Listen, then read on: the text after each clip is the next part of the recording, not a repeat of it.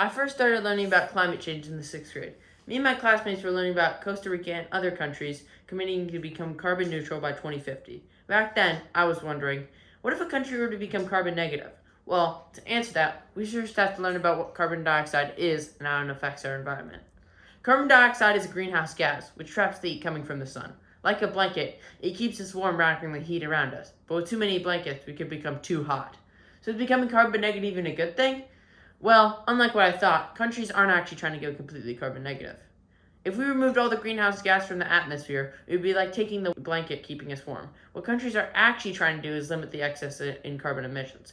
This would lead to carbon neutrality. Well, we haven't even gotten how we can remove carbon. My bad. There are numerous ways. We can trap carbon in algae, soil, biochar, even cement, and use the cement in building materials. In addition, we can increase forestation. Okay then, what's the holdup? Most countries are not trying to spend a lot of money in these methods when they don't really get that much in return. And some of the taxpayers don't really believe that global warming is a huge issue and would not be happy to pay for these options. Also, the countries who already are carbon neutral, like Madagascar and Panama, are small in size. Will the current solutions work at large scale? And another challenge is that companies can find loopholes to emit more greenhouse gases than regulation limits.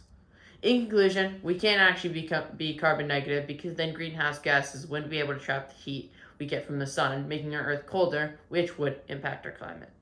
There are carbon neutral nations in the world, and countries like England, US, Japan, and others are trying to be carbon neutral by 2050, which gives me optimism for our planet. It is 100% possible to become carbon neutral, but there are still many questions around how much it will cost and whether countries and their citizens will keep their promises. I hope that someday we can become carbon neutral and help protect the planet we inhabit. Thank you.